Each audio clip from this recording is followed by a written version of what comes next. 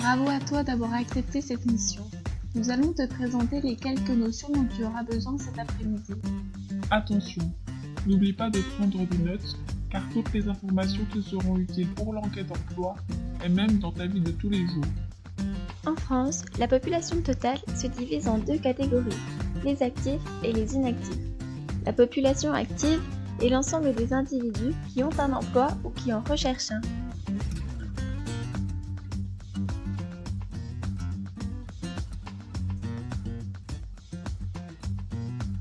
Attention, j'ai bien dit emploi et non travail.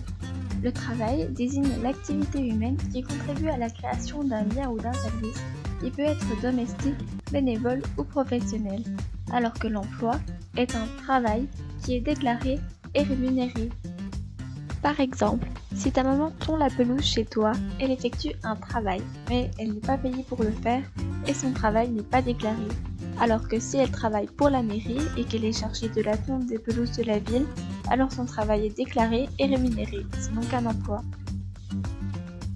De même, si ton cousin majeur tond la pelouse chez tes parents et qu'il lui donne 10 € pour cela, le travail est rémunéré, mais pas déclaré, donc ce n'est pas un emploi. Il ne faut pas confondre travail et emploi. Mais revenons-en à la population active. Selon l'INSEE, les actifs se répartissent en 6 PCS. Là, je crois que je t'ai perdu. Petite explication. Les PCS, ou professions et catégories socio-professionnelles, sont un instrument construit par l'INSEE pour classer la population active en un nombre restreint de catégories présentant chacune une certaine homogénéité sociale. Écoute bien ce qui va suivre car tout cela pourra être utile lors des énigmes pour entrer et sortir des salles. L'INSEE utilise plusieurs critères pour construire ces PCS. La profession. Ainsi, grâce à l'enquête emploi que tu vas mener, tu vas savoir à quel PCS appartient telle ou telle profession. Le statut, suivant si l'individu est salarié ou non salarié, c'est-à-dire indépendant. L'activité économique de l'entreprise, c'est-à-dire le secteur d'activité.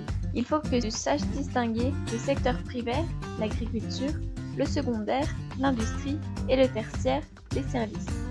La qualification, donc principalement le niveau de diplôme. Ainsi, un métier nécessitant un haut niveau de diplôme sera classé dans la PCS cadre et profession d'intellectuel supérieur, comme un professeur, alors qu'un métier nécessitant un faible niveau de qualification sera classé dans la PCS ouvrier si c'est un métier dans l'industrie et employé si c'est un métier dans les services. La position hiérarchique, suivant si l'individu a des salariés ou non sous ses ordres, et la taille de l'entreprise, petite, moyenne ou grande exploitation pour les agriculteurs. Attention, le revenu n'est pas un élément pris en compte par l'INSEE pour classer les individus dans les différentes PCS. Prenons un exemple. Si tu veux devenir avocat ou avocate, tu feras partie des cadres et professions intellectuelles supérieures, alors que si tu veux travailler à la chaîne à l'usine Nestlé, tu seras ouvrier ou ouvrière. Bon, donc tu as tout compris sur la population active. Passons aux personnes dites inactives. Je te laisse changer d'onglet internet. A tout de suite.